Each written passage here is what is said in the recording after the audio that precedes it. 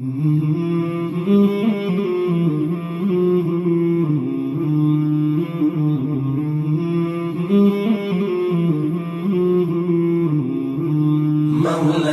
صل وسلم دائما أبدا على حبيبك خير الخلق كلهم. مولاي صل وسلم دائما أبدا على حبيبك خير الخلق كلهم محمد.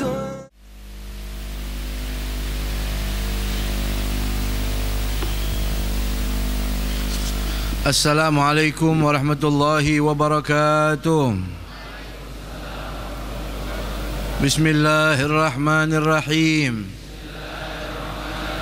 Nawaina at-ta'alluma wat-ta'lim wan-naf'a wal-intifa' wal-ifadah wal-istifadah wal-mudhakara wat-tadhkir wal-hatha 'ala at-tamassuki في كتاب الله وسنة رسول الله ودعا إلى الهدى والدلالة على الخير ابتغاء مرضات الله وقربه وثوابه من الله تعالى.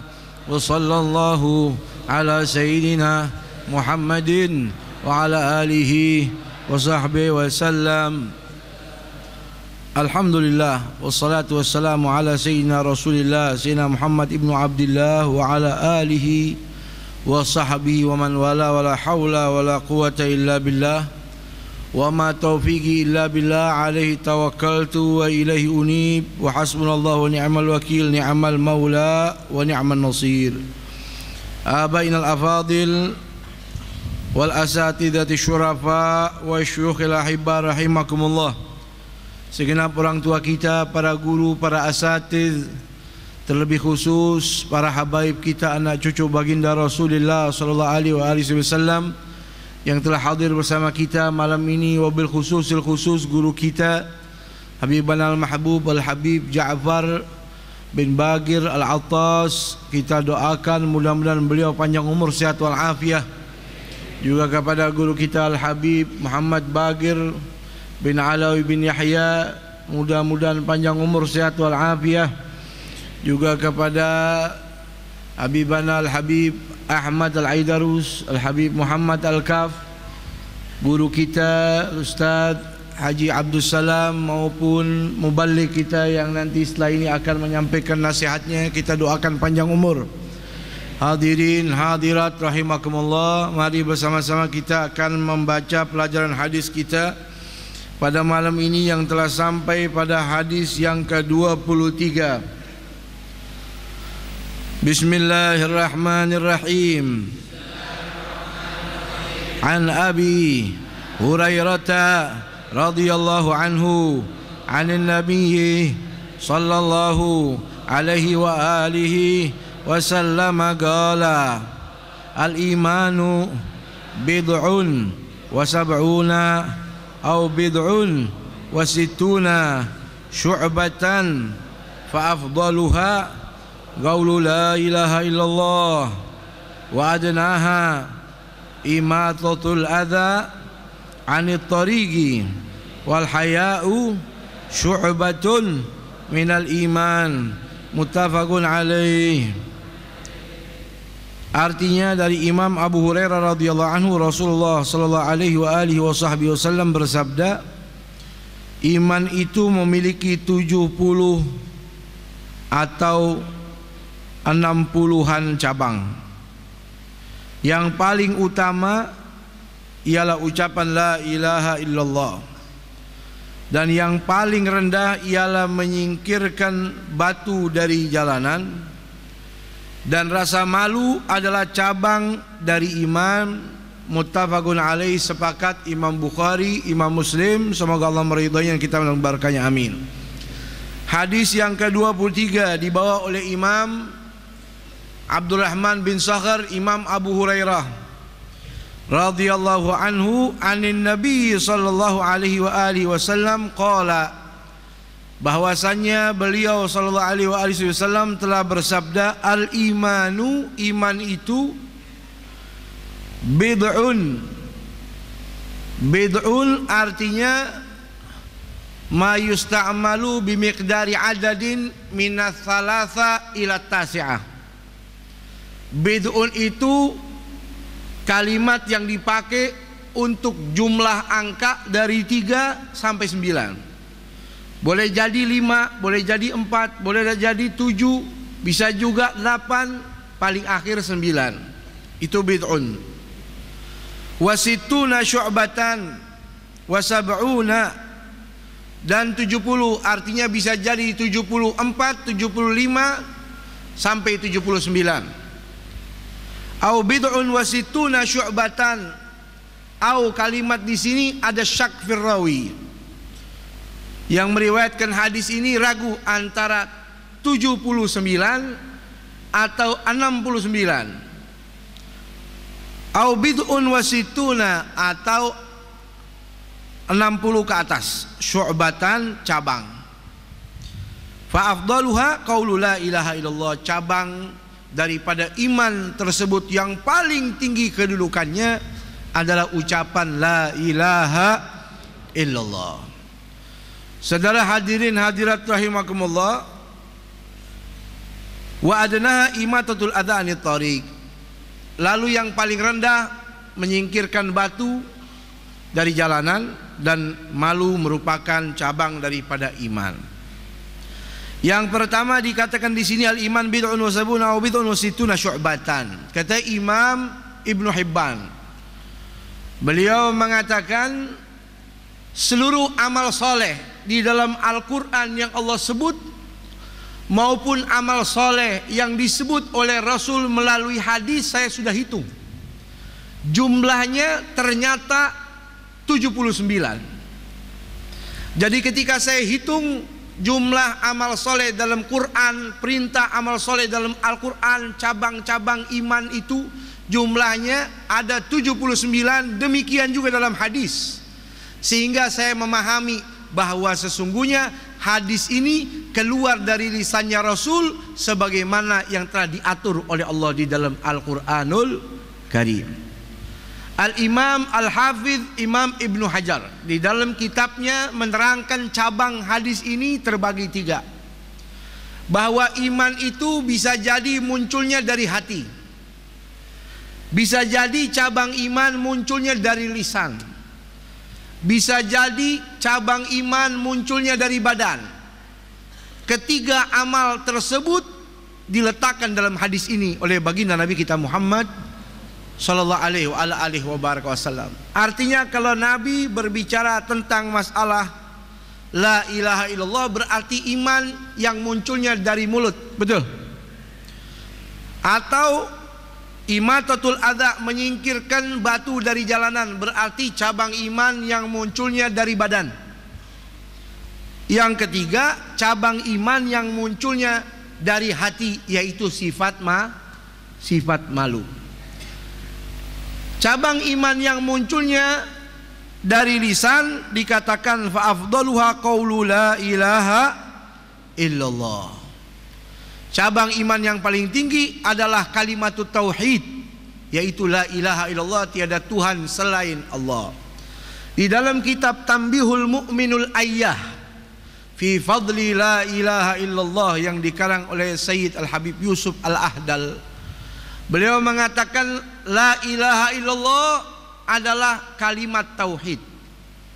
Kalimat tauhid itu adalah ilmu. Amal adalah iman.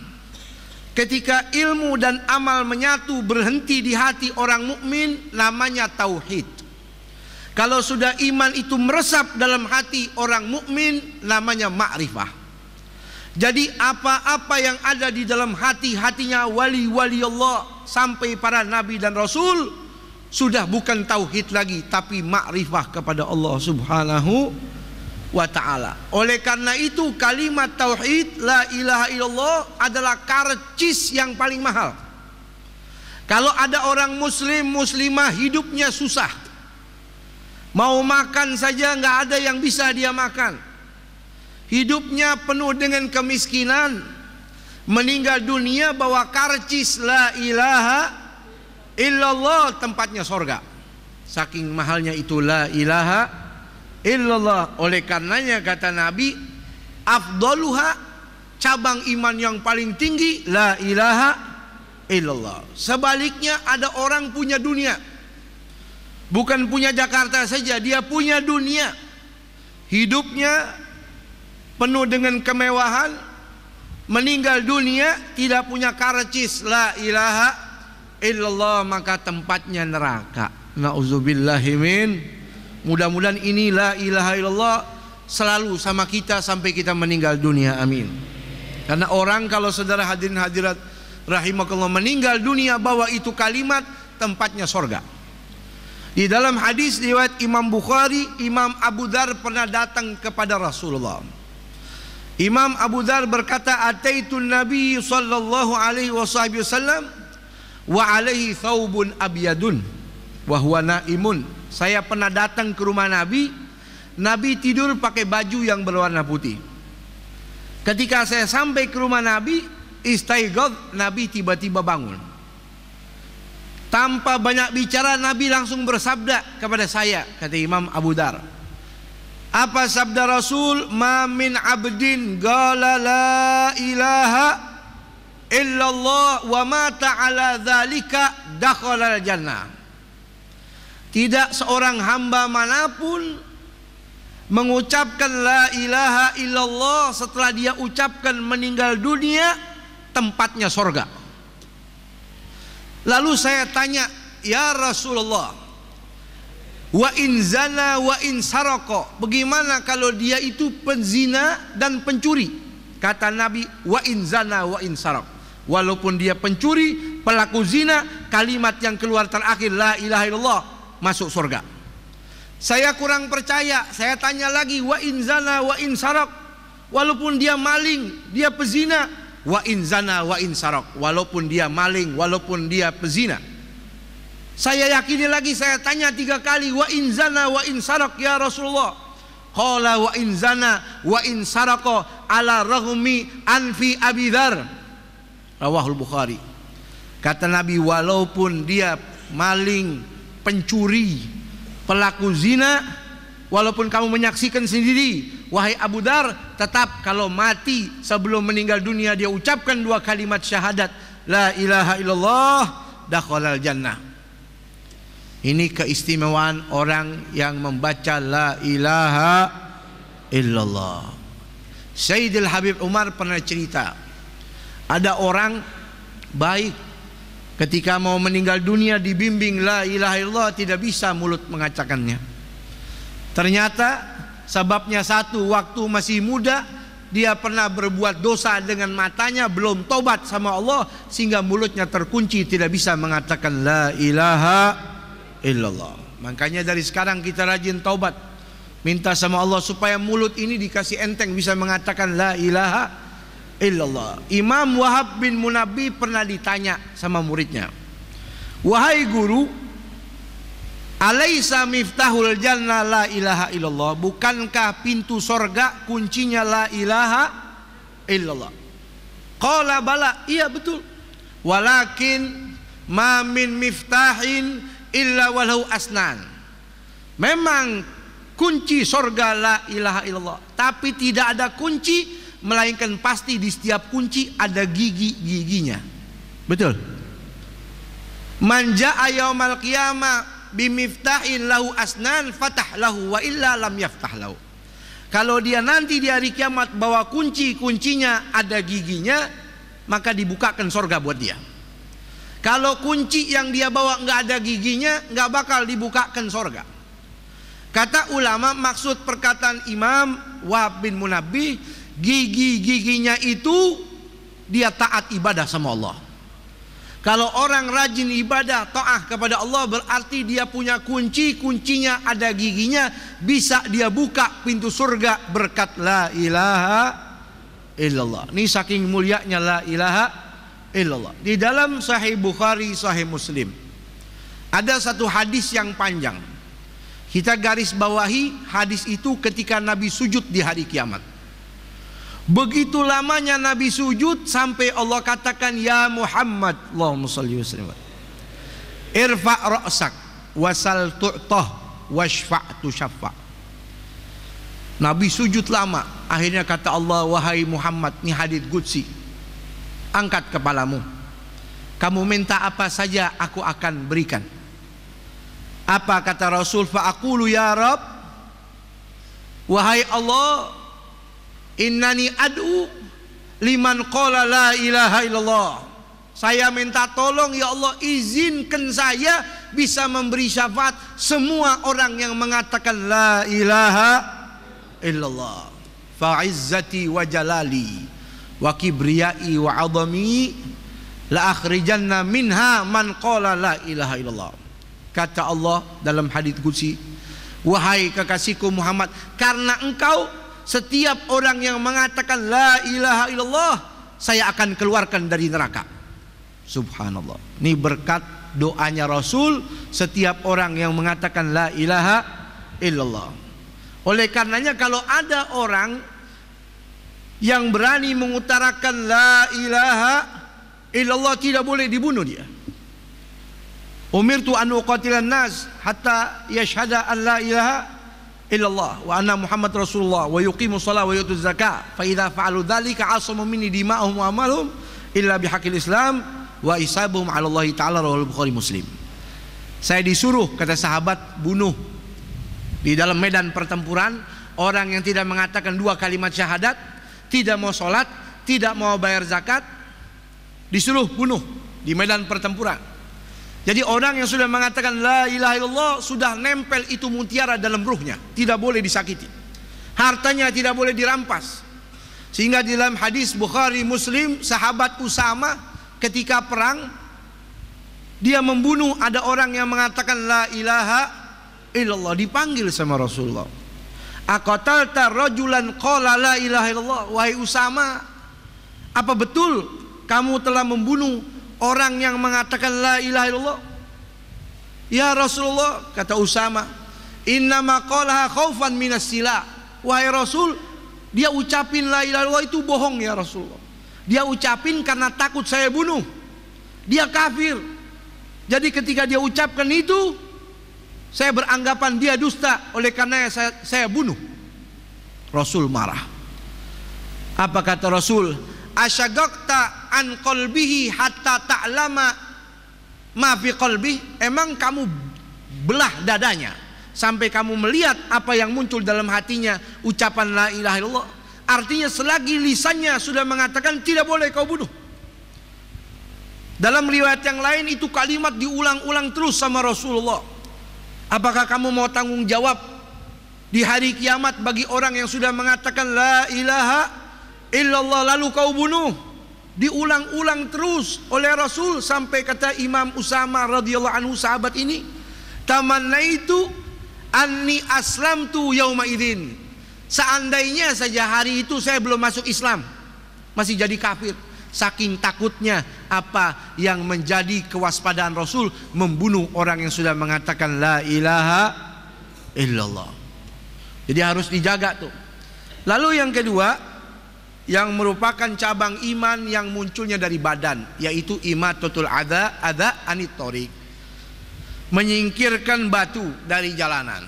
Apa saja yang menghindari atau yang menghalangi, baik itu batu atau duri atau paku atau apa saja yang mana jalan itu dilintasi oleh kaum muslimin, ketika kita hindarkan ada pahalanya. Karena itu merupakan cabang iman walaupun yang paling rendah. Tapi di balik itu saudara, ini menghindarkan godaan, gangguan dari kaum muslimin menjadi satu tujuan Rasulullah SAW. Andai kata ada batu kamu angkat, itu termasuk iman. Imatatul adza, menyingkirkan rintangan dari jalanan, ada dua, ada hakikian, ada hukmian. Hakikian, Anda lihat batu yang tajam, Anda lihat paku, Anda angkat. Ada hukmian. Hukmian, jangan sampai Anda yang meletakkannya. Jangan sampai kalau Anda meletakkan paku itu sehingga terkena oleh orang lain. Jangan sampai Anda ini penyebab penghalang untuk orang yang mau ibadah, begitu. Sehingga Rasul pernah didatangi oleh sahabat yang bernama Abi Barzah.